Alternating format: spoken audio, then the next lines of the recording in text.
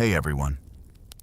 Today we're stepping into a world where the drumbeat of recruitment wasn't a call to glory, but a summons to the grave.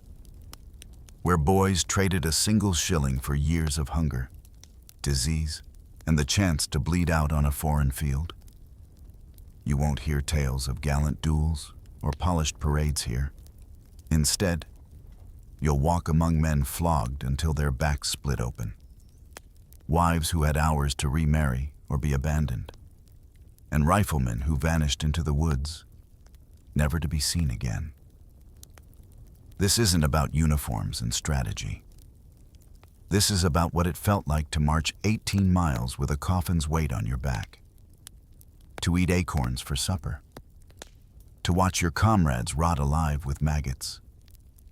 If you want unflinching stories of soldiers ground down to shadows, hit like and subscribe. And in the comments, tell me where are you watching from, and what moment of history still leaves you shaken now. Gather your courage because you're about to join Wellington's army, the place where survival itself was the rarest victory. You stand at the edge of a village green, the damp English air clinging to your threadbare coat. The rhythmic, insistent sound of a drum cuts through the quiet hum of rural life. It's a sound that promises something beyond the fields, beyond the endless toil and the gnawing hunger that has become your constant companion. Red-coated sergeants, their faces flushed with ale and self-importance, are spinning tales under a makeshift banner. Tales of glory and gold, of distant lands and adventures that stir a flicker of hope in the hearts of desperate young men. You watch them, these older, hardened figures, their voices booming, their gestures grand, painting a picture so far removed from your cold daily existence. You see the glint of a silver shilling, held aloft, catching the faint afternoon light. A single coin. It's enough to buy a round of drinks, to quiet the rumbling in your belly for a brief, fleeting moment, to forget the weariness that settles deep in your bones. The promises are sweet nectar, whispered into ears already dulled by cheap gin and the crushing weight of despair. A pension, they say. A secure future. A life free from the landlord's demands and the foreman's lash. But even as the words hang in the air, a colder truth begins to seep into the cracks of your awareness. The chance of living long enough to collect that promised pension, you realize, is a distant dream, as fragile as the thin smoke curling from a soldier's pipe. You recall the whispers, the unspoken rules. They inspect you, not for your spirit, but for your teeth. Each one must be firm, unblemished, capable of tearing open a paper cartridge to pour gunpowder down a musket barrel. Without those teeth, no matter how strong your back, how stout your heart, you are deemed useless, unfit for the king's service. It's a strange, cold assessment, reducing a man to a mere cog in a brutal machine. Your height, too, determines your fate. If you are tall, you are a grenadier, placed at the front, a majestic target, the first to fall. If you are smaller, you are a light company man, swift and agile, but still racing headlong into the biting storm of musket fire.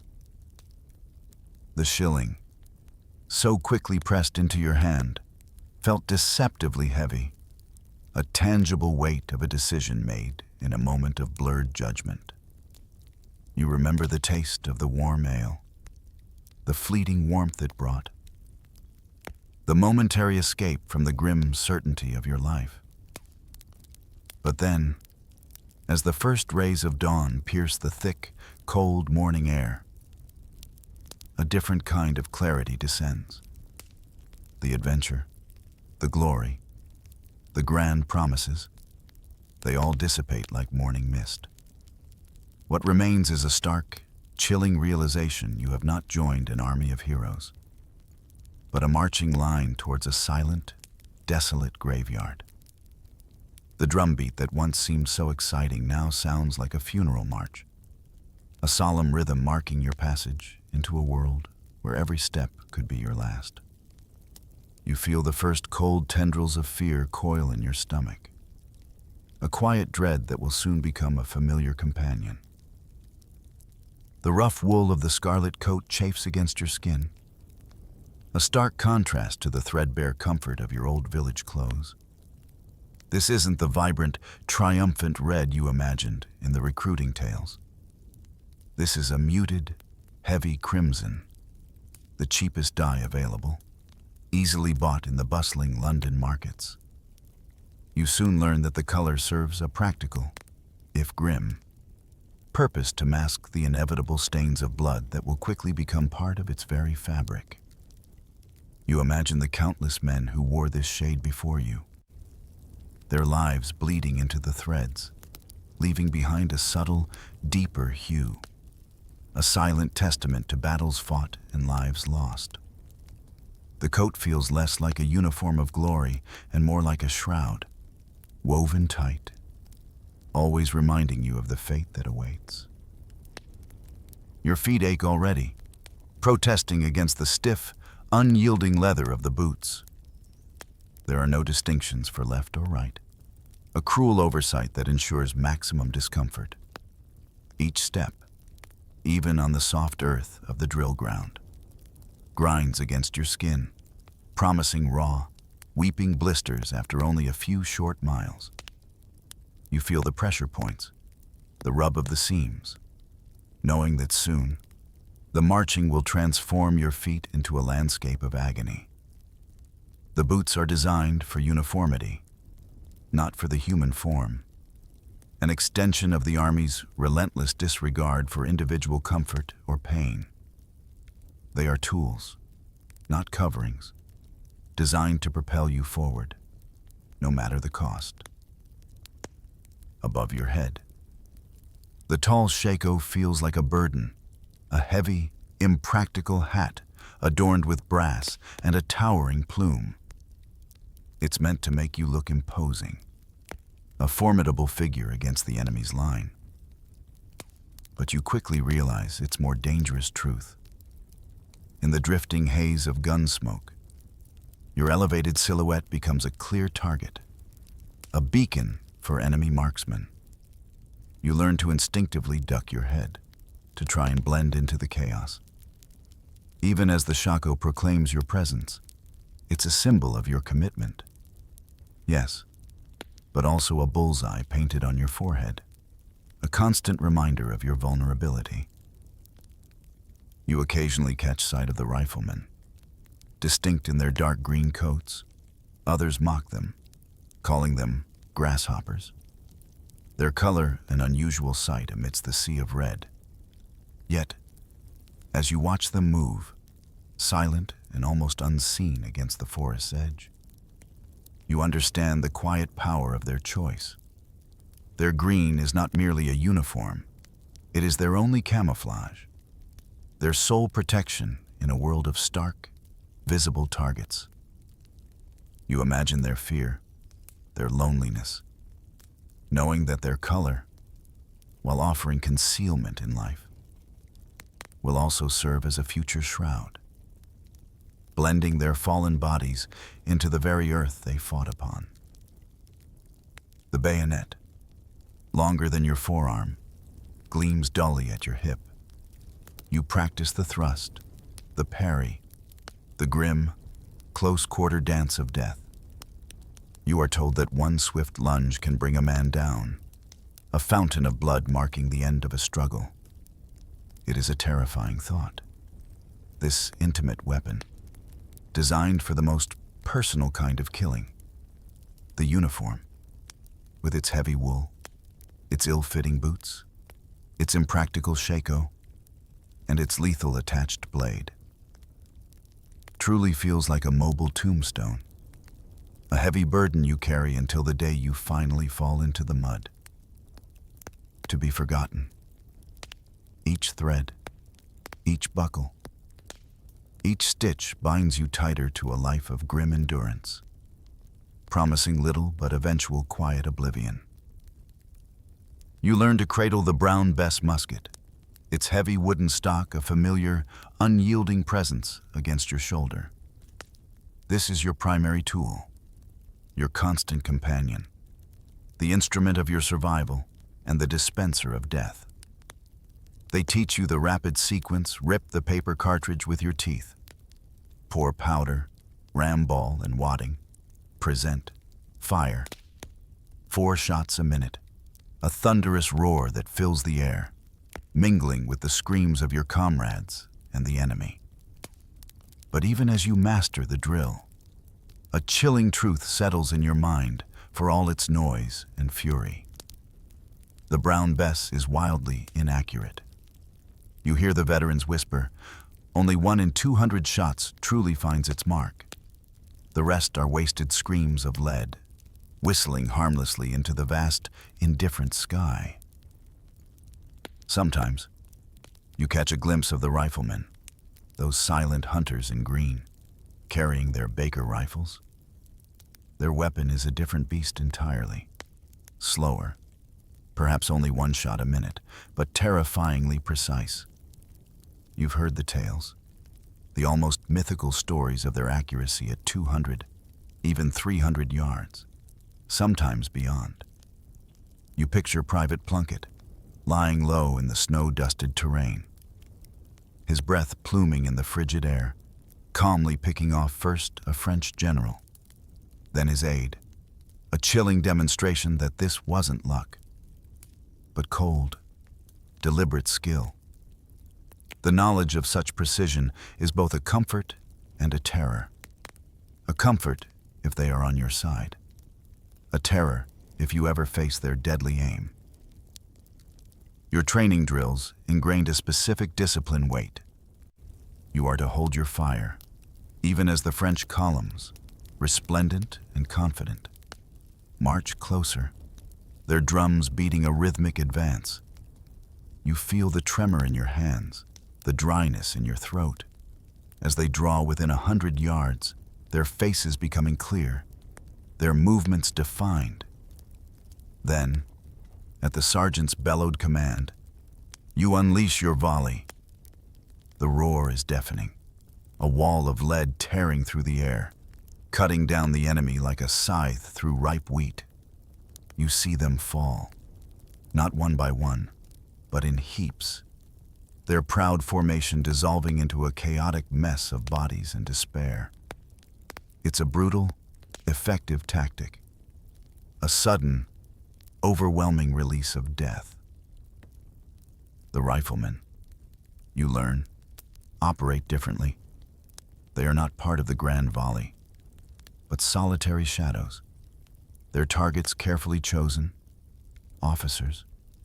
A single bullet, precisely placed, can unravel an entire regiment. You imagine the scene: a French officer, leading his men with a raised sword, suddenly crumpling, his command dissolving, his men looking around in bewildered panic. It's a different kind of warfare, a more surgical, chilling approach to chaos. But their powerful weapon comes with a dangerous vulnerability. Reload too slowly, and the French cavalry, swift and merciless, will be upon you, their sabers glinting in the sun, ending your life in a flash of steel. The rifle is a deadly friend, but a fickle one, demanding speed and unwavering focus. For a moment of hesitation can mean your final breath. The parade ground is a stark, unforgiving expanse, its surface worn bare by countless marching feet. Here, in this desolate space, you learn the relentless rhythm of military life, a series of commands designed to strip away your individuality and mold you into a disciplined, unthinking extension of the Army's will. Left, right, march, pivot. Each movement must be precise, simultaneous, a synchronized dance of obedience. You feel the constant pressure to perform, to become one with the anonymous mass, knowing that any deviation, any faltering step, could bring swift and brutal consequences. The air hums with unspoken tension, a pervasive fear that permeates every moment of your training. The whip is a constant, visible threat, a long, snaking shadow in your periphery. You hear its sharp crack, distinct against the rhythmic thud of boots, and the sickening thud as it connects with flesh. Recruits, weary and faltering, collapse under its merciless bite, their cries sharp and brief, quickly silenced by the rigid demands of the drill. You see the angry red streaks bloom across their backs, stark against the pale skin, the blood staining the coarse fabric of their shirts. It's a horrifying spectacle, a public declaration of the Army's absolute power, a constant reminder that your body is no longer your own, but a tool to be broken and reshaped. The fear of that searing pain, the humiliation of public flogging, becomes a more potent motivator than any loyalty or patriotism. For the riflemen, their training is subtly different. They are taught to shoot with deadly accuracy, to move with stealth, to observe and to think, unusually. They are also taught to read and write, skills largely denied to the red-coated infantry. This hint of independence, this encouragement of individual thought, feels like a dangerous anomaly in an army that demands absolute conformity. You sense the commander's suspicion, the lingering doubt about men who are encouraged to use their minds as well as their bodies.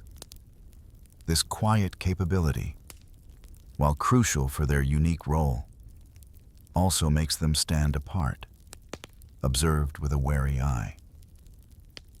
The greatest fear, you quickly discover, isn't the distant threat of French musket balls. It's the immediate, visceral terror of the sergeant's whip, the tearing of flesh into ribbons, the agony that can last for days, leaving you weak and scarred. You watch, helpless, as others endure it. Their screams, a grim prelude to your own potential suffering. The fear is a cold knot in your stomach, a constant companion, more immediate and terrifying than any enemy on a distant battlefield. It is a control mechanism, designed to break your spirit and ensure absolute compliance, a psychological weapon more effective than any physical one. You hear the whispers, the legends of Black Bob Crawford, a man whose presence strikes fear into the hearts of even the most hardened veterans. He stalks his men like a predator, his eyes missing nothing, his discipline absolute. You hear stories of men flogged in front of the entire company, not for insubordination, but for the seemingly innocuous act of dodging a puddle to keep their boots clean. Such an act, in his eyes, represented a weakness, a prioritization of personal comfort over military precision.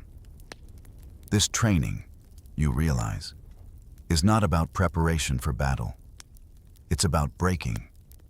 It's about grinding down every trace of individual will, every flicker of independent thought, until you are nothing more than a disposable tool, ready for sacrifice. You find yourself detached, a solitary shadow against the vast expanse of the battlefield. A feeling that is both liberating and terrifying.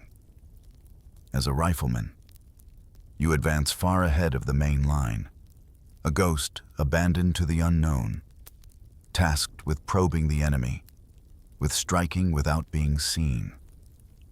The world narrows to your immediate surroundings, the rustle of dry leaves underfoot, the sharp scent of damp earth, the distant thrum of drums that signal the approaching enemy. You crawl through hedgerows, your uniform blending into the muted greens and browns, your heart pounding a frantic rhythm against your ribs. The silence around you is profound, broken only by your own strained breathing. A stark contrast to the thundering chaos that will soon erupt behind you. This solitude brings a chilling realization. There is no one behind you. No comforting mass of red coats, no sergeants yelling commands. You are alone, a scout sent into the teeth of the unknown. Your survival dependent entirely on your wits, your stealth, and the deadly accuracy of your rifle. You scan the horizon, your eyes sharp, searching for any sign of movement, any glint of metal that betrays an enemy position. The responsibility feels immense, a heavy weight in the quiet tension before the storm. Each rustle of leaves, each shadow cast by the setting sun, could be an enemy, and you are the first, and often the only, line of defense. A single shot from your Baker rifle can be a decisive blow, felling a French officer, disrupting their command, sending ripples of confusion through their ranks. You picture the moment, the precise aim, the recoil, the immediate effect.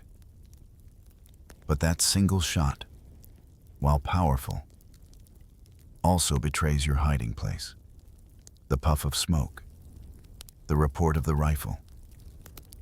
These are beacons, guiding the enemy to your location. You imagine the thunder of hooves, the glint of sabers, as French cavalry charges towards the source of the shot. A swift, merciless retribution for your momentary success. The triumph of a kill is immediately followed by the desperate need to vanish, to melt back into the shadows before the storm breaks upon you. The redcoats call you grasshoppers, a dismissive nickname for your green coats and your tendency to disappear into the terrain.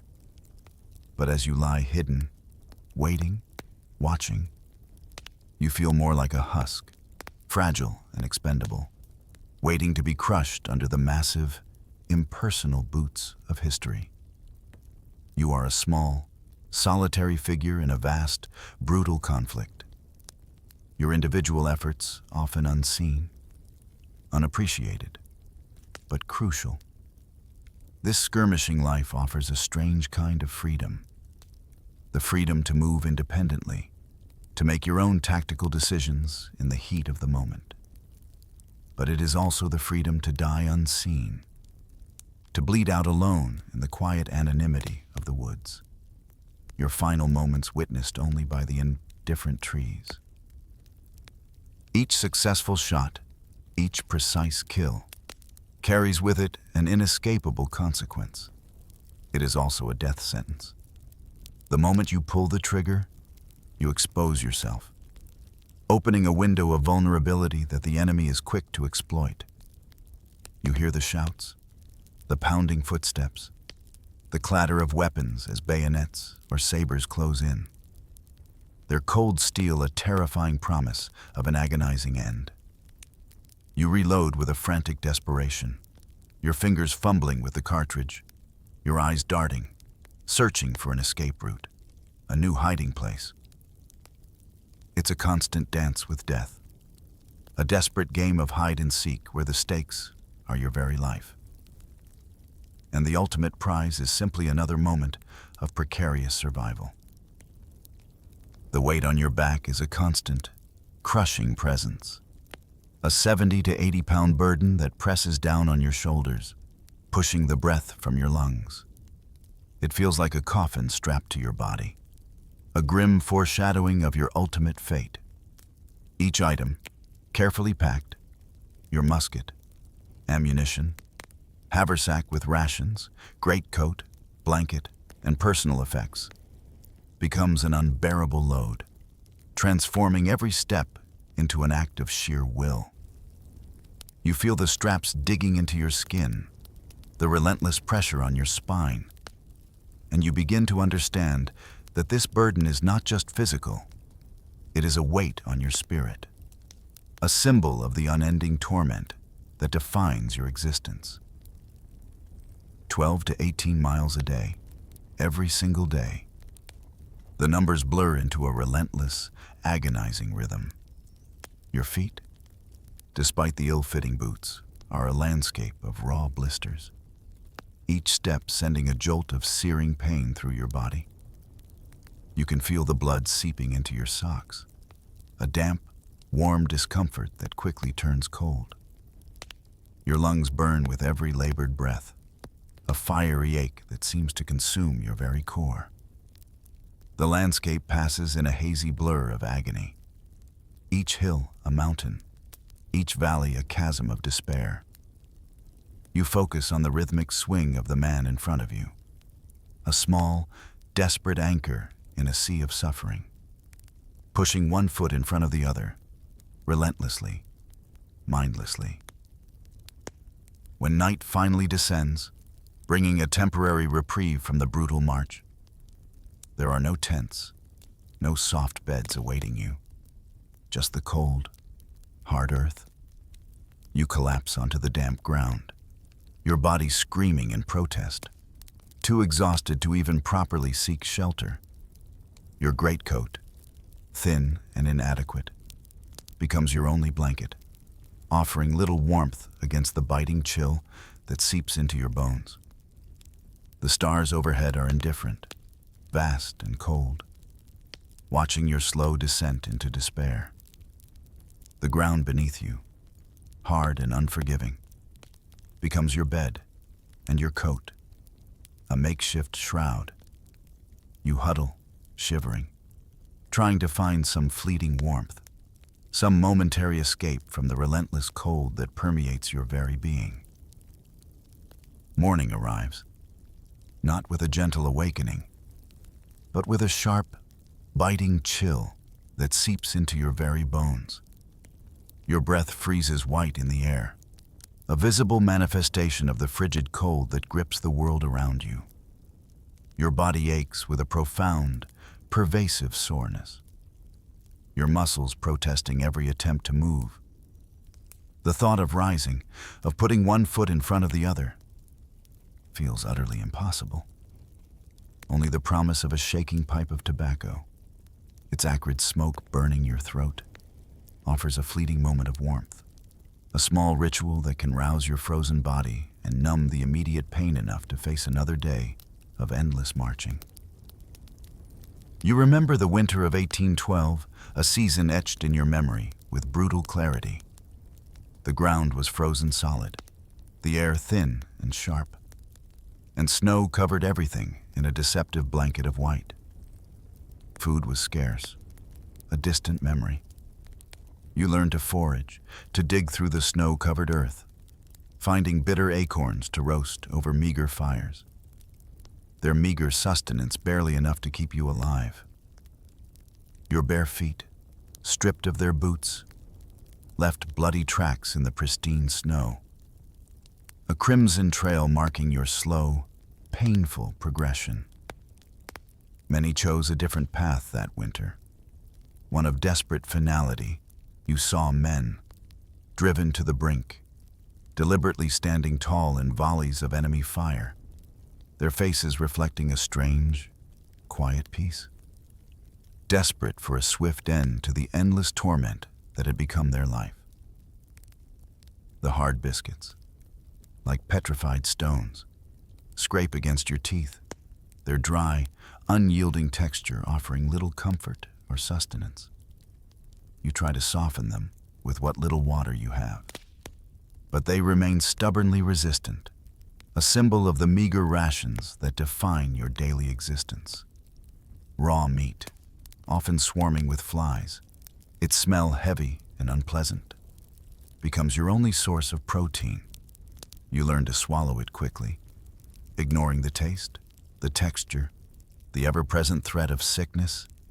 Stale beer, thick and warm, often replaces fresh water, its bitter taste a constant reminder of the scarcity that plagues the marching column. This isn't food, it's a desperate measure, a daily battle against the gnawing emptiness in your stomach. As a rifleman, your situation is often more precarious. Detached from the main column, you are frequently left to fend for yourself, your survival dependent on your ability to forage. You learn to identify edible forest nuts, to dig for moldy roots. Their earthy, sometimes unpleasant taste, a small victory against the constant threat of starvation. The quiet hunger becomes a permanent companion, a dull ache that never truly leaves you, even after a meal. It's a relentless, insidious enemy, eroding your strength, your spirit, making every task a monumental effort. Amidst the endless misery, you see them, the women, wives, sisters, mothers, following the column, a hardy, desperate shadow clinging to the edges of the army's brutal advance. They cook over meager fires, their hands chapped and raw, washing the soldiers' tattered clothes in icy streams, their own bodies slowly wasting away, starving alongside their men. Their presence is a fragile thread of humanity, a link to the life you once knew. But their existence is a perilous one. You witness the harsh reality of their lives, the constant struggle for survival. If a husband falls, cut down by a musket ball, or ravaged by disease, his wife has mere hours, sometimes less, to remarry within the regiment. It is a grim, transactional arrangement, a desperate grab for protection and sustenance. If she fails, if she cannot find a new husband to claim her, she is abandoned, left to the mercy of the elements. And Corso, and more terrifyingly, to the other soldiers who see her as prey. You hear the stories, the quiet tragedies of women left behind, their hopes crushed, their fates sealed by the merciless march of the army. Many are driven to prostitution, not for money, but for a scrap of food, a moment of protection, a desperate bid for survival against the constant threat of violence and starvation in the crowded, lawless camps.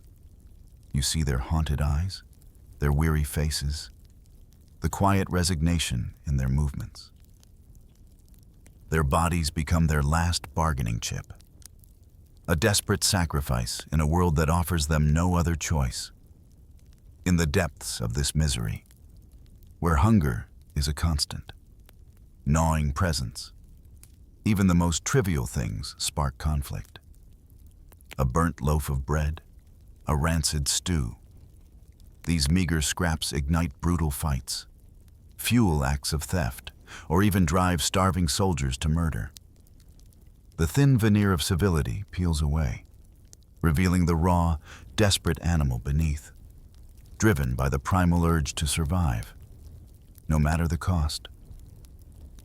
The true enemy, you quickly learn, isn't always visible on the battlefield.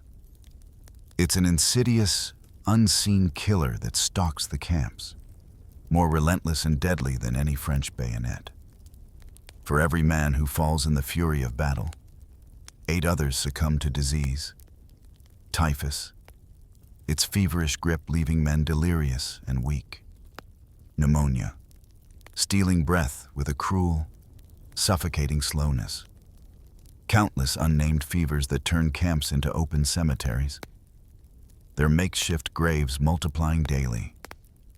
The air is thick with the smell of sickness, a mingling of sweat, filth, and the acrid scent of despair. You watch as men, once vibrant and strong, waste away before your very eyes, their bodies ravaged, their spirits broken. The wagons, designed to carry supplies, are transformed into grim conveyances, jostling over rough terrain, their precious cargo a mix of the living and the dead. You see them, crammed together like sacks of waste, the moans of the suffering mingling with the unsettling silence of the recently departed. The sheer indifference of it all is chilling. A man might be breathing one moment, a faint pulse fluttering beneath a grimy hand, and the next, he is just another body to be discarded, his brief existence fading into the anonymity of the passing column. The sight becomes disturbingly familiar, a constant reminder of your own precarious hold on life, of the thin line separating one breath from the last. Field hospitals are not places of healing, but caverns of horror. The air is thick with the metallic tang of blood, the acrid smell of burning lamp oil, and the suffocating scent of unwashed bodies and putrefying flesh. You hear the screams, raw and piercing, cutting through the haze of smoke and despair. Blunt knives, barely sharpened, saw through bone with a grinding, tearing sound that makes your teeth ache. There is no anesthetic, only rum or a desperate prayer to dull the agonizing pain. You imagine the terror of lying on that table, the rough hands of the surgeon, the cold, unyielding instruments, knowing that a quick, brutal amputation is often the only chance for survival, a chance that often ends in a slower, more agonizing death from infection. Wounds, even small ones, become breeding grounds for unimaginable horror.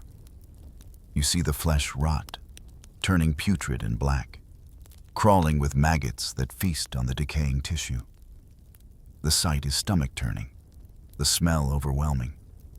Bandages, when they are finally changed, pull away not just the dressing, but chunks of infected, putrid flesh, revealing the raw, festering depths of the injury. The pain is constant, a relentless fire, and the struggle against infection is a losing battle. Death, when it finally comes, is often a release, a quiet surrender to the inevitable in this world of unrelenting suffering, where death is an ever-present companion. A strange language emerges, a way to soften the brutal reality. Comrades who fall are not simply dead. They have bitten the dust, their struggle over, their pain silenced. Or perhaps they have crossed the Styx, a poetic euphemism that hints at a passage to another realm, a whisper of hope for a peaceful beyond. These phrases are a coping mechanism, a way to shield the living from the raw, stark terror of their losses, to maintain a semblance of sanity in a world gone mad. But beneath the softened words, the harsh truth remains: another soldier, another friend, has vanished, leaving behind only the echoing silence of absence and the chilling reminder of your own mortality. The moment arrives, sharp and sudden, tearing through the quiet dread of anticipation. You are arrayed in formation, a red-coated line facing the enemy. And you remember the training, the instructions drilled into your very being. Aim low, the sergeants barked, their voices hoarse. You learn the reason the recoil of the musket, powerful and jarring, would naturally lift your shot, sending the lead ball higher than intended. By aiming at the enemy's knees, you ensured that your bullet would fly true, striking their chests, their vital organs, bringing them down.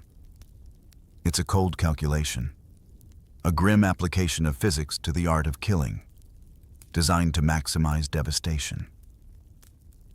You watch them come.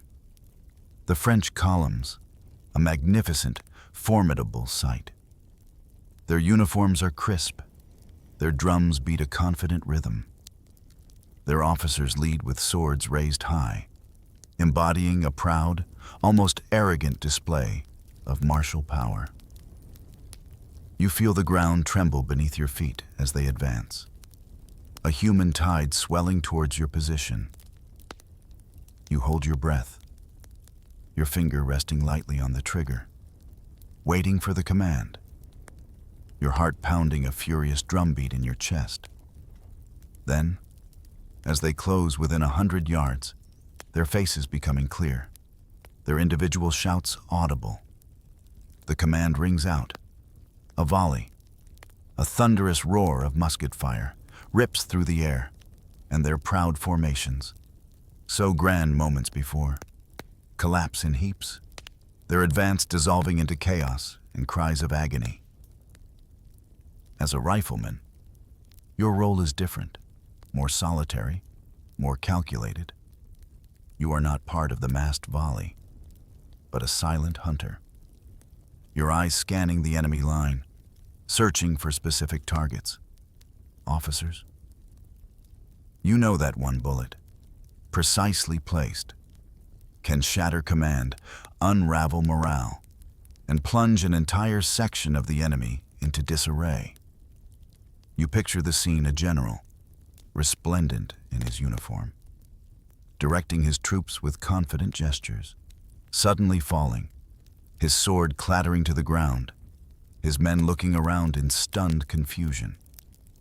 It's a strategy of decapitation, a way to disrupt the enemy's intricate machinery of war with a single, devastating blow. You recall the whispers, the legends born from the chaos of battle. At Sabugal, a name whispered with reverence and dread. 5 French colonels, men of immense courage and leadership, led desperate charges against your lines, and one by one, the riflemen took their toll. 2 were killed outright, their leadership extinguished in an instant. 2 more were crippled, their fighting spirit broken, their ability to lead forever gone. Only 1, by some miracle, survived the deadly storm of rifle fire.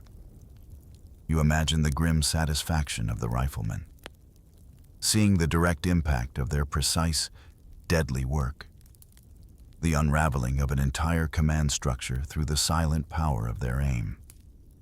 The officers, with their raised swords and their distinctive uniforms, are easy prey for the skilled riflemen. Their bravery, their very leadership, makes them a target. Each officer's fall sends a ripple through the enemy lines. The drums, which moments before beat with such defiant confidence, fall silent, their rhythm broken. The proud lines, so meticulously formed, dissolve into panic and confusion. Columns that advanced with such purpose now waver, hesitate, then break, scattering like dust in the wind. You witness the quiet, devastating power of a single bullet, the way it can transform order into chaos, confidence into despair, and turn the tide of a desperate battle. June 18th, 1815. You awoke that morning soaked in the cold, clinging mud, the damp chills seeping into your very bones. A heavy, oppressive fog hung over the fields, obscuring the world, cloaking the landscape in a strange, silent anticipation. You didn't know then, couldn't have known, that this day, this miserable, mud-soaked morning, would be your final ordeal, the last great test of endurance in a life defined by hardship. The air was thick with the scent of wet earth and the distant, metallic tang of unspent gunpowder. You simply braced yourself, as you always did, for another day of marching, another day of fighting, another day of precarious survival. The battle raged, a maelstrom of sound and fury. At places like La Haye Sainte, a small farmhouse, and the sand pit, a hollow in the earth, you faced the full, terrifying might of the French army. Artillery shells screamed overhead, tearing the earth apart with deafening roars, sending shrapnel whistling through the air. Infantry columns, vast and seemingly endless, pressed forward, their bayonets glinting menacingly. And then, the cavalry, thundering across the fields, their hooves shaking the very ground, their sabers flashing, a terrifying wave of steel and horseflesh. You loaded, aimed, fired, reloaded, your movements automatic, your body a machine, your mind focused solely on the next shot, the next breath, the next moment of fragile existence. Amidst the chaos, you hear the numbers, whispered after the battle, almost unbelievable in their starkness. Your own regiment, the 95th Rifles, though engaged in some of the fiercest fighting, lost only 21 men killed, a small number. A miracle in the face of such devastation. Yet, nearby, the red-coated infantry, standing in their exposed lines, endured a far more terrible fate, losing over 100 killed and 500 wounded. Their sacrifice is far greater, their cost much higher. You feel a strange mix of relief and survivor's guilt, a quiet understanding of the lottery of war, where life and death hang on the thinnest thread of circumstance. The war ended, and you returned, not to fanfare or celebration, but to a quiet, stark reality. There were no medals, no grand parades, no recognition for the years of hunger, disease, and battle that had etched themselves onto your body and soul. Only the scars remained, visible and invisible, a map of your suffering. The hunger, though no longer an immediate threat, lingered, a phantom ache in your belly, a constant reminder of the deprivation you had endured. The country, seemingly weary of the war, quickly forgot its foot soldiers, the men who had bled and suffered in its name. Many of your comrades, the veterans who had endured alongside you, found no peace in the aftermath. They drowned their memories in cheap drink, their minds haunted by the horrors they had witnessed, their bodies broken by the ceaseless march. You saw them, begging in the streets of London, their tattered uniforms a stark contrast to the indifferent faces of passers-by, forgotten by the nation they had served, reduced to shadows in the bustling anonymity of the city. You remember Thomas Plunkett, once a legend among riflemen, his name synonymous with deadly accuracy, a hero who felled a French general in the snow. His end was a quiet tragedy, a match seller in the cold, unforgiving streets of London, shivering, ignored. His heroism forgotten. Their legacy, you realize, lived on. But it was not written in bronze statues or grand monuments. It was etched in the blood that stained the fields of Europe, in the bones that lay buried in foreign soil, in the countless lives that were ground into dust by the relentless machinery of war. It was a legacy of quiet suffering, of grim endurance, of anonymous sacrifice. And as you stand now, in the stillness that follows the great storm, you carry that legacy within you, a silent testament to a world where survival itself was the rarest and often the most painful. Victory. Our story begins not in the clamor of battlefields, nor in the gilded halls of power, but amidst the rolling green hills and damp air of 18th century Ireland. Imagine a time when fortunes were inherited, and one's place in the world was largely determined by birth. Arthur Wellesley, the future Duke of Wellington, entered this world into a family that, while possessing an aristocratic name, found itself grappling with a less than aristocratic reality. The Wellesleys, though part of the Anglo-Irish gentry, were, in truth, quite poor. Their ancestral home, a sprawling, sometimes drafty estate, likely held more echoes of past grandeur than present comfort. The scent of damp earth and its aging timber would have clung to the air, a constant, subtle reminder of their fading prosperity. For young Arthur, this meant a childhood perhaps devoid of the overt luxuries afforded to the truly wealthy. yet still burdened by the expectations and pressures that came with his lineage.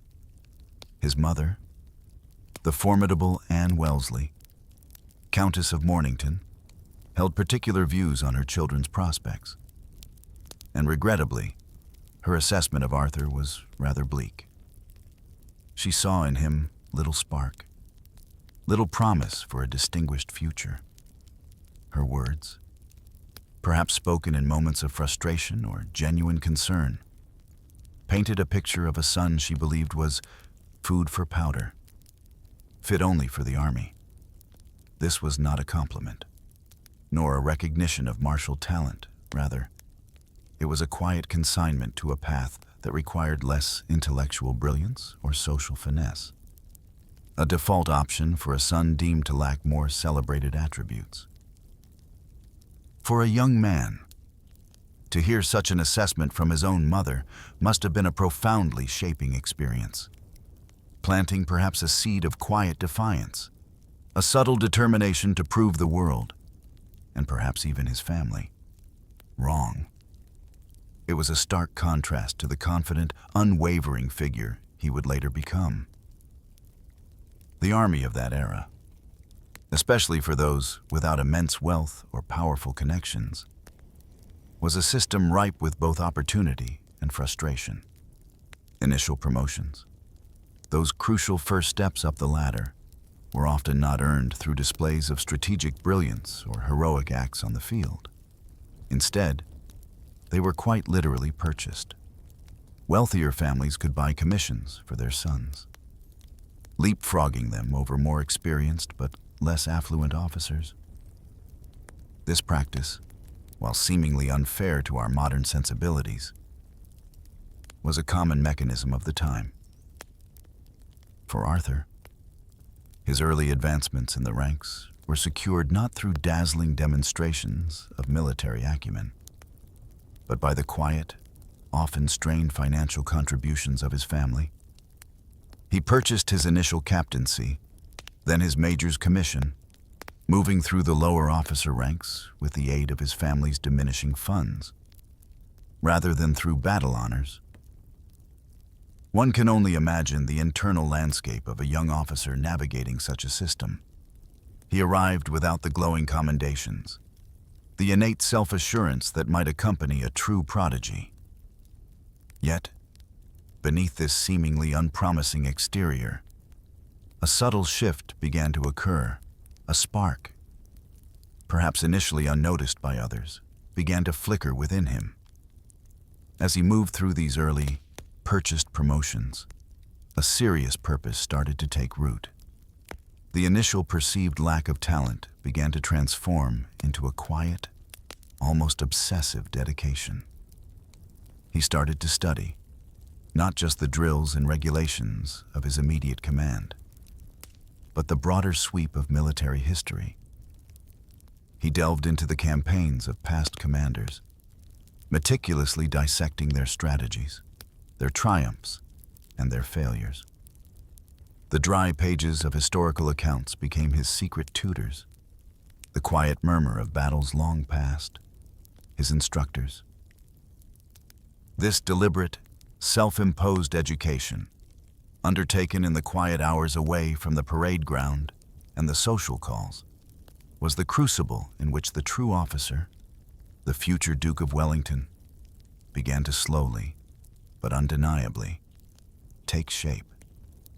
It was here, in the quiet pursuit of knowledge, that the ugly duckling began its unseen, yet profound, transformation.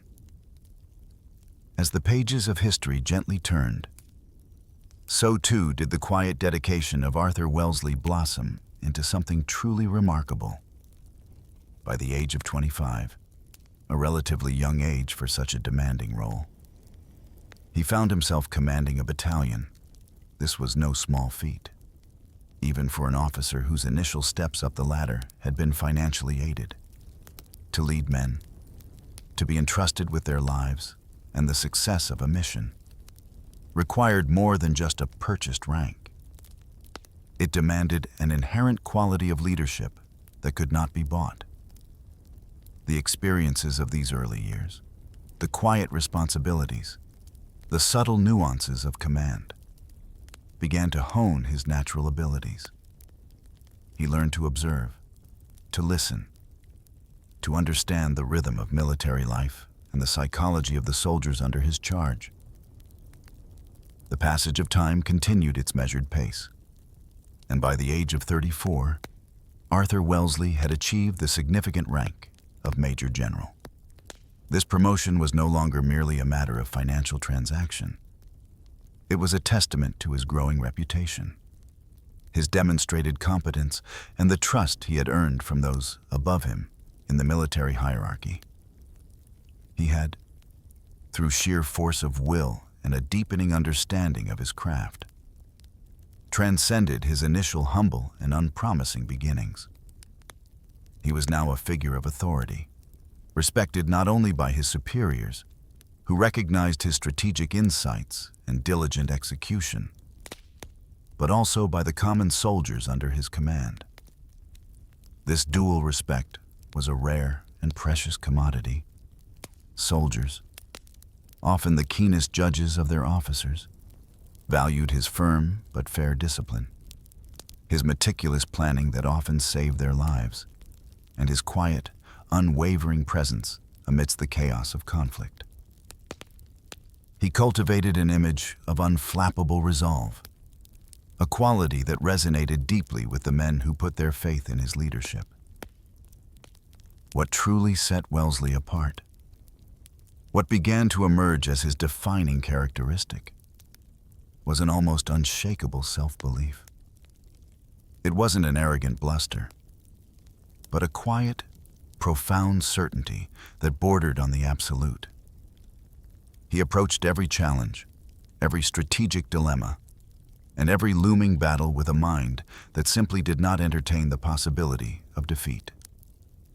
For him, defeat was not an option to be considered, but an outcome to be prevented through superior planning, execution, and sheer force of will. This quiet confidence was not born of ignorance, but from a deep, scholarly understanding of warfare and a meticulous attention to detail. He knew his strengths, he knew his enemy's weaknesses, and he trusted his own judgment implicitly. This inner fortitude would become particularly crucial as he prepared to face the most formidable military genius of his age, Napoleon Bonaparte. The conventional wisdom might have dictated caution, perhaps even a sense of awe or trepidation when contemplating such an adversary. But for Wellesley, this formidable challenge was simply another problem to be solved, another opponent to be outmaneuvered. The portraits of him from this period, painted with the quiet intensity of the artist's brush, capture this very essence. They do not depict a man consumed by vanity or fleeting triumph. Instead, they reveal a face etched with a profound sense of purpose, a gaze that is both determined and subtly challenging.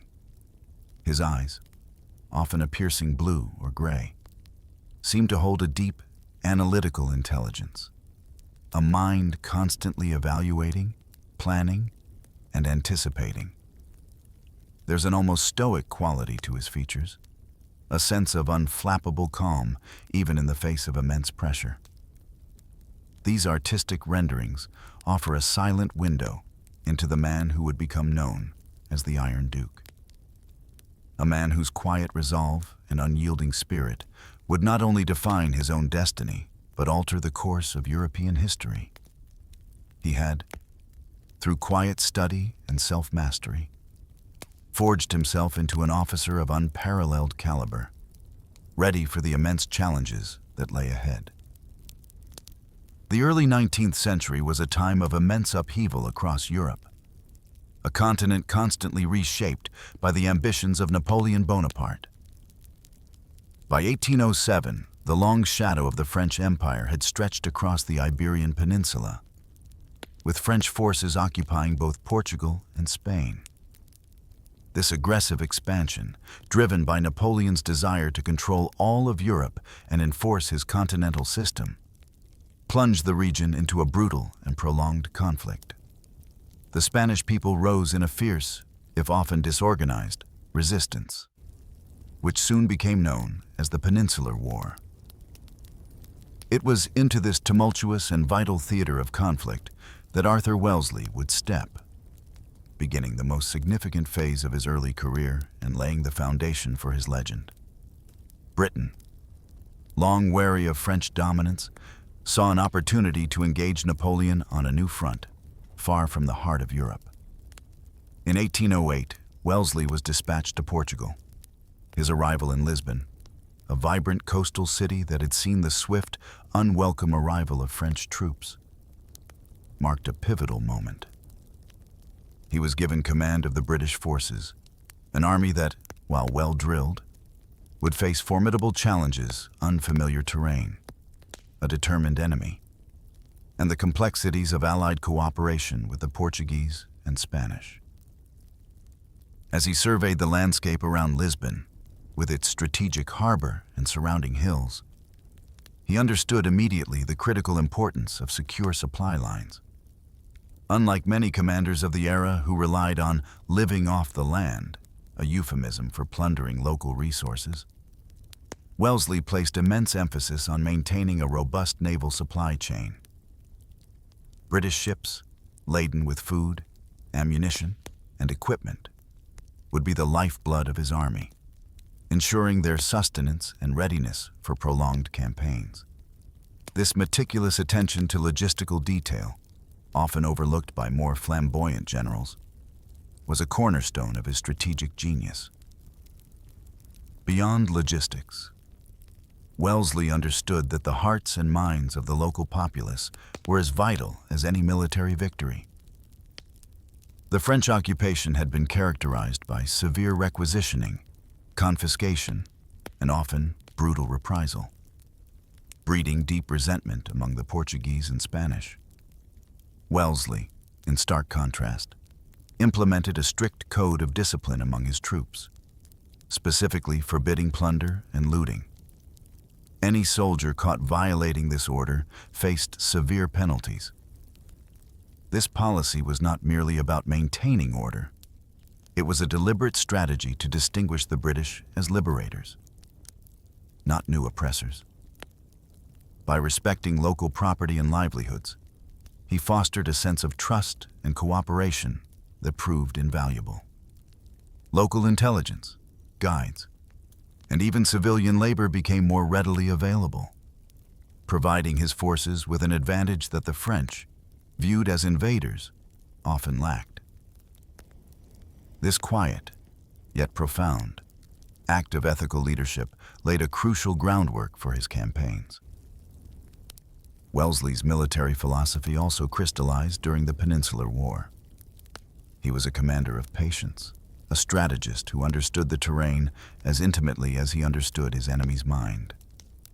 He would not rush into battle on unfavorable terms or at moments dictated by his opponents. Instead, he chose his ground with meticulous care, often favoring defensive positions that maximized the advantages of the landscape. He would patiently wait, observing French movements, anticipating their intentions, and only then, when a clear opportunity presented itself, a momentary lapse, an exposed flank, a miscalculation, would he strike with devastating speed and precision. This deliberate, almost calculating approach to warfare, combined with his unyielding self-confidence, began to earn him the grudging respect of his adversaries and the fervent admiration of his men. The Peninsular War would be his proving ground, a crucible where the quiet scholar of military history would transform into one of Europe's most formidable commanders. The stage was set for a series of battles and strategic masterpieces that would redefine military doctrine. As the Peninsular War dragged on, the French forces, under the command of Marshal Massena, pressed ever deeper into Portugal, their confidence buoyed by initial successes. Yet, Wellesley, ever the strategist, had anticipated this relentless advance. while the world's gaze was fixed on the movements of armies. He was quietly orchestrating one of the most remarkable feats of military engineering in European history, the lines of Torres Vedras. These were not mere trenches or isolated forts, but a vast, interconnected system of 3 fortified lines, stretching an astonishing 26 miles across the rugged Portuguese landscape. From the Tagus River to the Atlantic coast, these defensive works were designed to protect Lisbon, creating an impregnable sanctuary. The sheer scale of this undertaking was immense, and its execution was a testament to extraordinary logistical prowess and the dedicated labor of an entire nation. Under the meticulous supervision of Royal Engineers, an army of approximately 300,000 local Portuguese civilians, men and women, toiled in absolute secrecy for months, perhaps even a year. They dug ditches, built redoubts, erected palisades, and constructed artillery emplacements, all beneath the watchful eyes of British and Portuguese officers. The sounds of their efforts, the rhythmic thud of shovels against earth, the quiet creak of timbers being hauled, the murmur of countless voices would have been a constant backdrop to the daily lives of these communities, yet shielded from the prying eyes and ears of French spies. The dense pine forests and the undulating hills of the region provided a natural cloak for this colossal construction, allowing it to remain largely hidden until its strategic purpose was revealed. The very earth of Portugal was being quietly reshaped, not for battle, but for defense, a silent promise of resistance. As the French advanced, Wellesley implemented a brutal but effective scorched earth policy in the lands beyond the lines. Civilians were systematically evacuated, with their families, livestock, and all portable provisions, brought inside the safety of the fortifications. The farmlands, once green and productive, were deliberately stripped bare and set alight. The smoke of burning crops and abandoned villages would have hung heavy in the air, a stark, visual warning to the advancing enemy. Fields that had nourished generations were transformed into desolate, barren landscapes. The wells were poisoned, the bridges destroyed, and anything that could sustain an invading army was systematically removed or rendered useless. The sounds of desperate farmers and their animals being urged towards the lines, the quiet despair of leaving ancestral homes, would have added to the solemnity of this grim, yet necessary, strategy.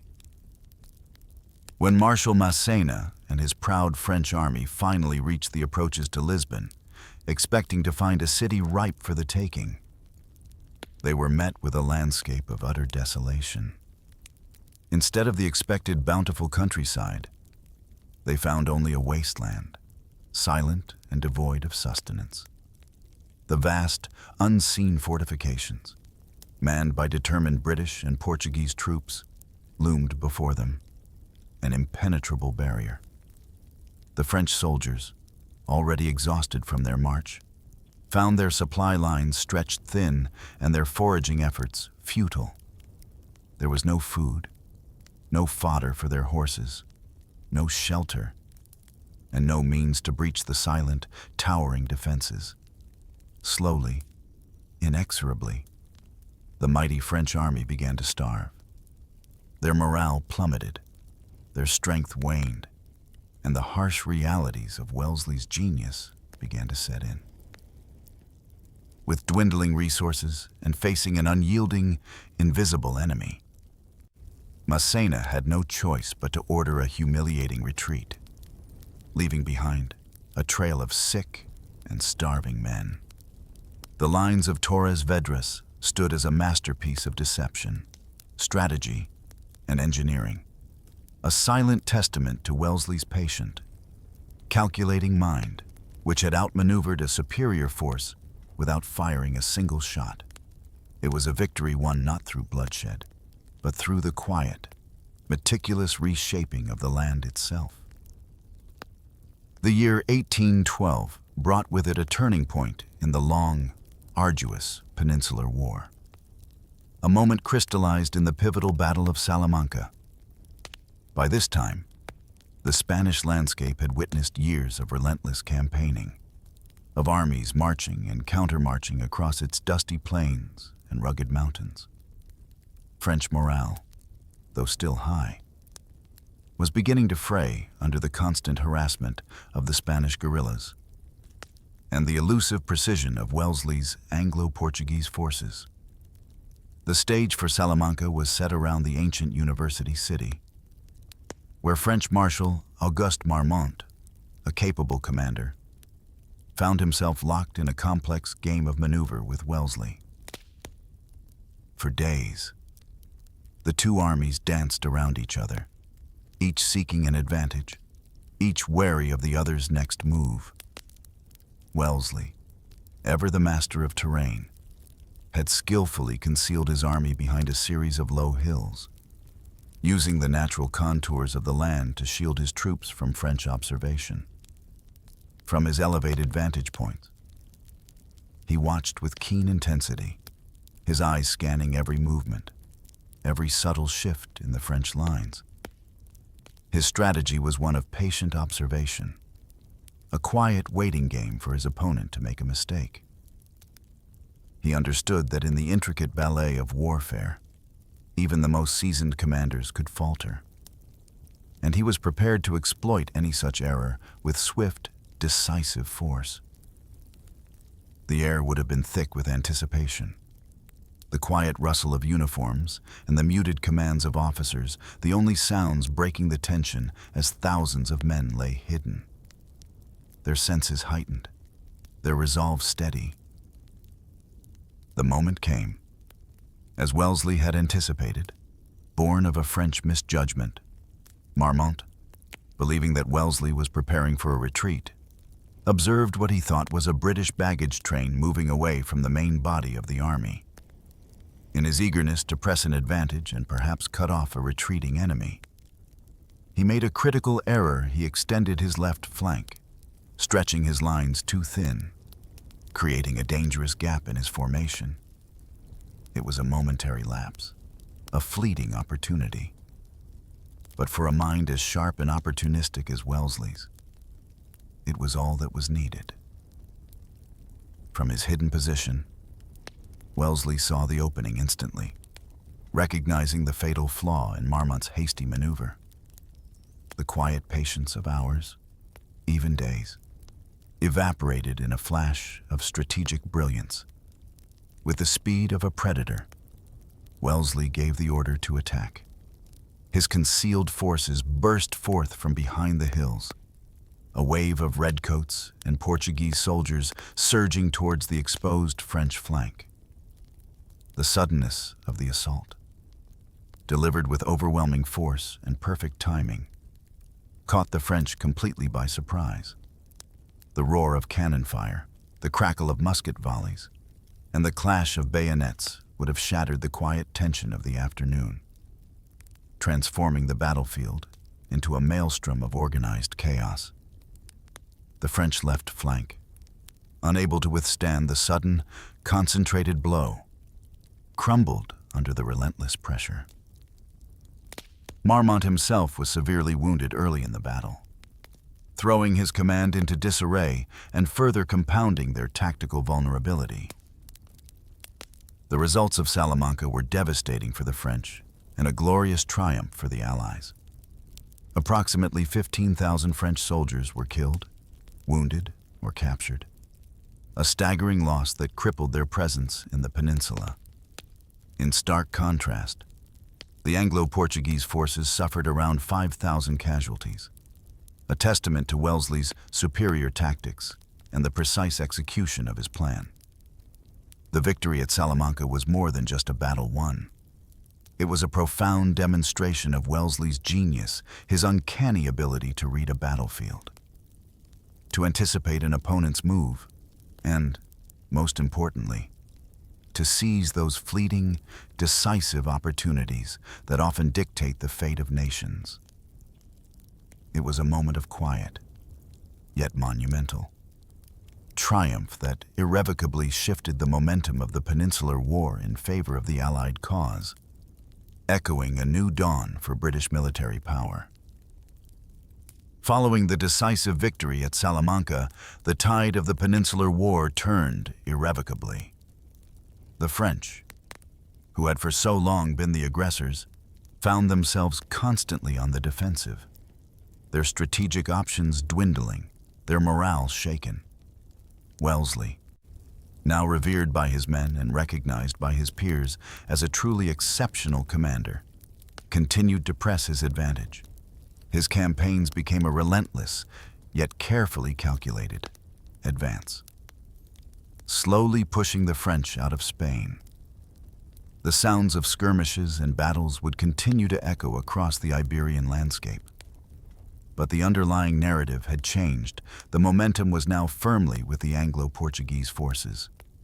The weary but resolute Allied soldiers, now deeply trusting their commander, followed him through mountain passes and across scorched plains, their collective efforts culminating in the final expulsion of French forces from the peninsula. The long, arduous war in Spain and Portugal, which had seen so much suffering and sacrifice, concluded in 1814 with the complete liberation of the region. This victory in the peninsula had a profound ripple effect across Europe. It chipped away at the aura of invincibility that had long surrounded Napoleon and his armies, providing a powerful psychological boost to the other European powers still resisting French dominance. But 1814 brought an even more significant development. Napoleon, weakened by his disastrous Russian campaign and facing a united European coalition, was finally compelled to abdicate his throne. He was exiled to the island of Elba, a quiet island in the Mediterranean, a seemingly definitive end to his tumultuous reign. The news would have spread across Europe like a whisper carried on the wind, bringing a collective sigh of relief and a cautious sense of hope for enduring peace. Wellesley, by then elevated to the title of Duke of Wellington for his extraordinary service, was celebrated across Europe as a true national hero. The man whom his mother had once dismissed as food for powder now stood as Britain's most decorated and successful commander, a figure of immense prestige and influence. His calm, strategic brilliance had delivered victories where others had faltered, and his unwavering resolve had inspired armies. To acknowledge his immense contributions and to leverage his diplomatic skills, he was appointed British ambassador to Paris, the very heart of the former enemy's empire. This was a testament not only to his military prowess, but also to his growing reputation for shrewd negotiation and political astuteness. He moved from the dust and clamor of battlefields to the polished, intricate world of European diplomacy with the same quiet confidence he brought to every challenge. His diplomatic career reached a zenith when he represented Britain at the Congress of Vienna in 1814 to 1815. This was a grand assembly of Europe's leading powers, convened to redraw the map of Europe in the aftermath of Napoleon's fall. Imagine the grand halls, the hushed conversations, the delicate balance of power being negotiated among kings, emperors, and their most astute advisors. Wellington, in his quiet, unassuming manner, played a crucial role in these complex discussions. He advocated for a stable and lasting peace, for a balance of power that would prevent future continental upheavals. His presence alone, the man who had humbled Napoleon in battle, carried immense weight and authority. He worked alongside other European diplomats, shaping borders, defining spheres of influence, and laying the groundwork for a century of relative peace. A quiet, profound legacy that extended far beyond the battlefield. The once underestimated boy from Ireland had now, through sheer will and quiet brilliance, become one of the most influential figures on the world stage. A quiet architect of a new European order. Just as Europe began to exhale, to believe that the long nightmare of Napoleonic Wars was finally over. A tremor of disbelief and dread rippled across the continent. In February 1815, less than a year after his abdication, the seemingly impossible happened. Napoleon Bonaparte escaped from his exile on Elba. Like a ghost, returned to haunt the peace. He landed in France, and with astonishing speed and charisma, rallied his old guard, marching triumphantly towards Paris. The news, carried by breathless messengers and urgent dispatches, plunged Europe back into immediate crisis. The carefully constructed peace, the intricate diplomatic tapestry woven at Vienna, threatened to unravel entirely. Kings and emperors, who had just celebrated Napoleon's downfall, suddenly found themselves staring into the abyss of another devastating conflict.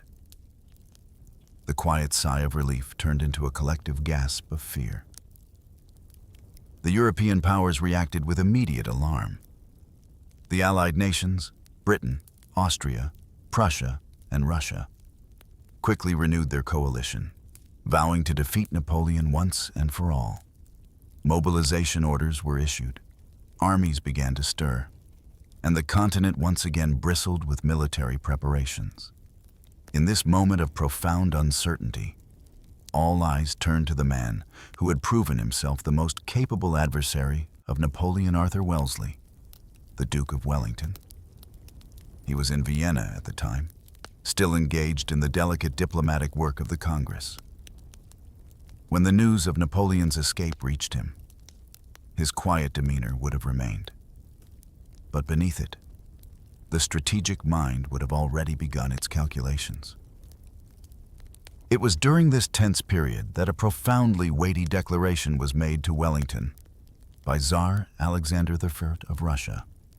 The Tsar, representing a vast empire and immense military power, looked to Wellington and uttered words that underscored the gravity of the situation and the immense trust placed upon the British commander. "It is for you," the Tsar reportedly declared, "to save the world again." These words, spoken with a solemnity befitting a moment of such global crisis, placed an almost unbearable burden on Wellington's shoulders.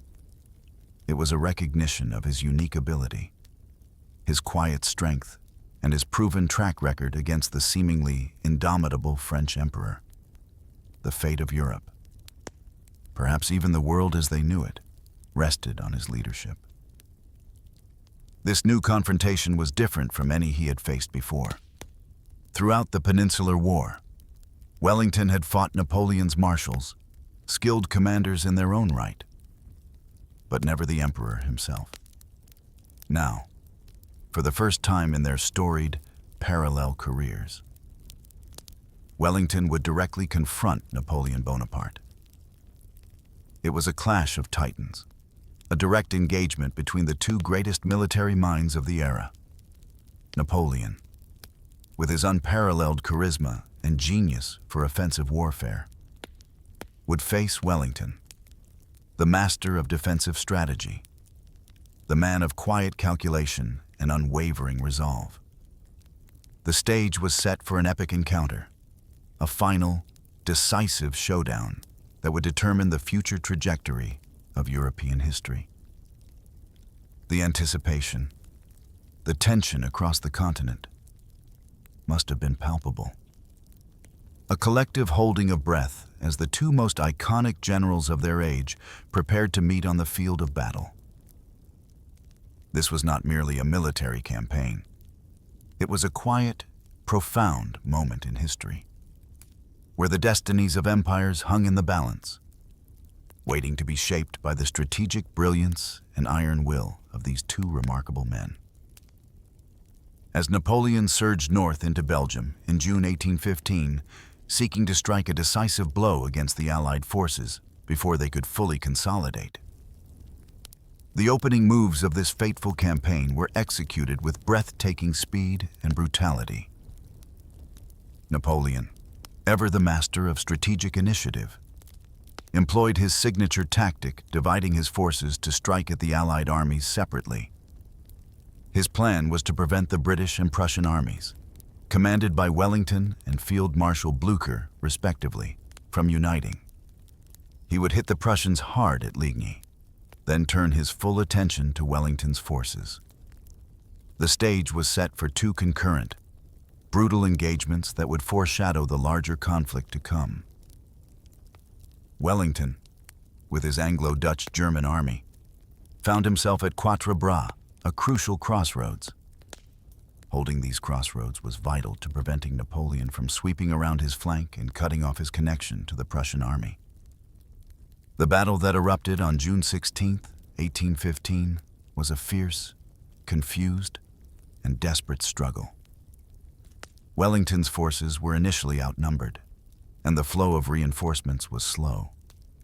The sounds of musketry and cannon fire would have filled the air, the ground beneath the soldiers' feet trembling with the concussion of artillery.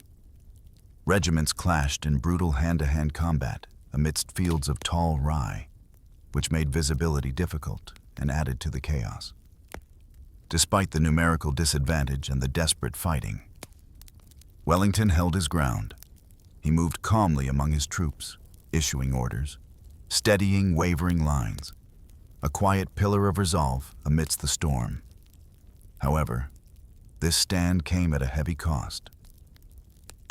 His army suffered significant casualties, thousands of men falling on the fields around Quatre Bras, a grim testament to the ferocity of the French assaults. The quiet determination of his men, however, ensured that the vital crossroads remained in Allied hands. Simultaneously, a few miles to the east, Napoleon himself led the main French army in a crushing attack against the Prussians at Ligny. Field Marshal Blücher, an aging but fiercely determined commander, known for his impetuous spirit, put up a tenacious fight. The battle was a bloody affair, fought with desperate courage on both sides. The Prussians, though fighting bravely, were eventually overwhelmed by Napoleon's superior numbers and tactical skill. The scale of the Prussian losses was immense, a staggering 16,000 men killed or wounded, a devastating blow to their forces. The sounds of their retreat, a somber murmur, would have drifted through the evening air, a stark reminder of the cost of battle. However, despite the heavy losses and the tactical defeat, the Prussians did not break. Under the leadership of Blücher and his capable chief of staff, General Gneisenau, they managed to retreat in remarkably good order. This orderly withdrawal was crucial. It prevented a complete rout and allowed the Prussian army to retain its cohesion and fighting spirit. Even more significantly, Blücher, ever the man of his word, sent a message to Wellington, reaffirming his unwavering commitment to the Allied cause. He promised to regroup his forces and to march to Wellington's aid at the earliest possible moment. This quiet assurance, made in the grim aftermath of a defeat, became the cornerstone of the coming victory. The loyalty between the Allied commanders, the steadfast promise of mutual support, was not merely a military agreement. It was a bond of trust, forged in the fires of conflict. This quiet understanding, this unwavering commitment, would prove to be the most vital element in securing the ultimate triumph against Napoleon. The quiet resolve of these leaders, even in moments of severe setback, illuminated the path forward. June 18th, 1815 dawned a day that would forever be etched in the annals of history. A day that decided the fate of a continent. On a rain-soaked battlefield in Belgium, roughly 2 miles square, 160,000 troops, the flower of Europe's armies, faced each other in a colossal struggle that would become known as the Battle of Waterloo. The ground, churned into thick mud by days of rain, would make every movement arduous, every charge a grueling test of endurance. The air, heavy with the scent of wet earth and the silent anticipation of battle, hung thick over the vast expanse where so many lives would be irrevocably altered. Wellington, with his characteristic strategic foresight, had chosen his ground with meticulous care. He positioned the bulk of his army on the reverse slope of a ridge, a subtle but brilliant tactical maneuver. This allowed his troops to be largely shielded from the devastating direct fire of French artillery, rendering Napoleon's powerful cannonades less effective. The French gunners, firing blind over the ridge, would often overshoot their targets, their cannonballs whistling harmlessly overhead or plunging into the muddy fields behind the British lines. This quiet, intelligent use of the terrain saved countless lives and preserved the strength of his forces for the brutal infantry and cavalry assaults he knew were coming. His defensive line was further anchored by 3 key farmhouses, Hougoumont on his right flank, La Haye-Sainte in the center, and Papelotte on his left. These seemingly innocuous stone buildings became vital strongpoints, miniature fortresses that would absorb and deflect massive French attacks. Hougoumont, in particular, became a crucible of unimaginable ferocity. 800 elite British guards, with unwavering courage, defended this single farmhouse against thousands of French soldiers. The fighting was brutal and relentless, often descending into savage hand-to-hand combat within the walls and orchards of the estate. The sounds of muskets echoing through stone courtyards, the clash of bayonets, the desperate cries of men would have created a microcosm of hell. Yet the guards held their ground with an astonishing, quiet resolve, tying up a disproportionate number of French troops for the entire day. Throughout the afternoon, Napoleon launched a series of massive infantry assaults, wave after wave of his veteran soldiers, each attack designed to break Wellington's line. French cavalry, resplendent in their uniforms, charged repeatedly, their thundering hooves shaking the muddy earth. Yet, each time, Wellington's disciplined squares held firm. The British and Allied infantry formed impenetrable formations, their bayonets bristling outwards, presenting an unyielding wall against the charging horsemen. Wellington, observing these determined but ultimately futile efforts, famously remarked with a quiet, almost weary recognition of Napoleon's predictable tactics, "They came on in the same old way, and we beat them in the same old way." His calm under pressure, his unshakable belief in his troops, and his disciplined defensive strategy proved to be the unbreakable shield against Napoleon's offensive might. As the day wore on, with casualties mounting on both sides and the outcome still hanging precariously in the balance, a distant sound began to emerge from the east, the faint but growing rumble of drums and the quiet, determined strains of Prussian bugles. It was Field Marshal Blücher, true to his word, arriving with his rejuvenated army. Their arrival on Napoleon's right flank was the decisive blow, sealing the French defeat. The sight of fresh Prussian troops bursting onto the battlefield after their arduous march shattered Napoleon's last hopes.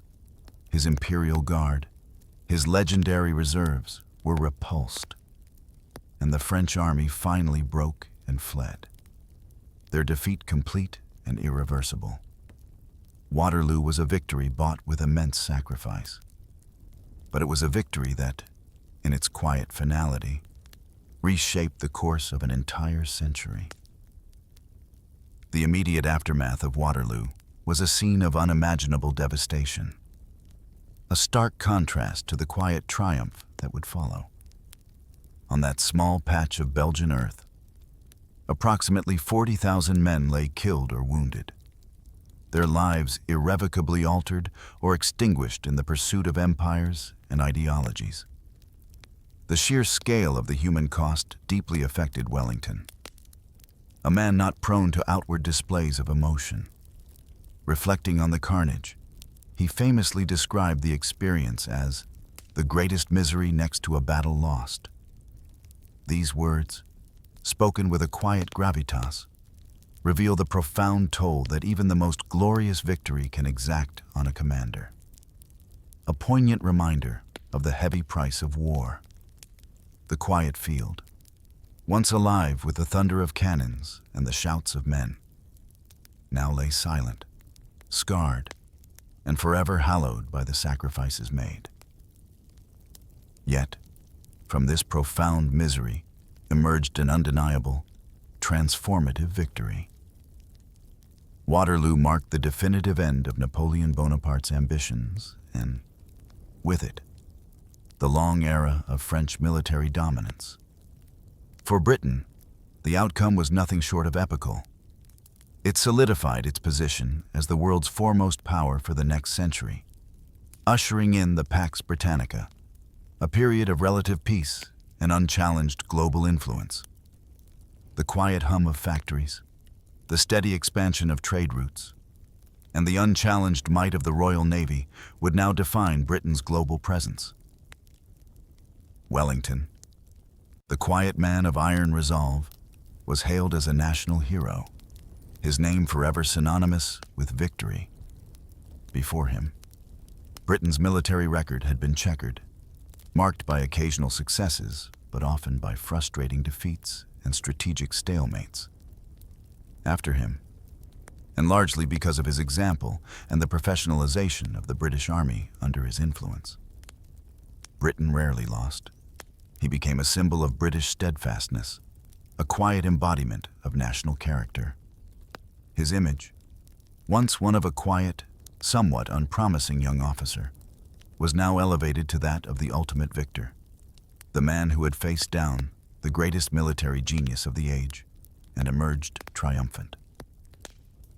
From the ugly duckling of an impoverished Irish aristocratic family, dismissed by his own mother, to the greatest British commander in history, Wellington's journey was a testament to the power of quiet determination, meticulous preparation, and an unshakable belief in one's own capabilities.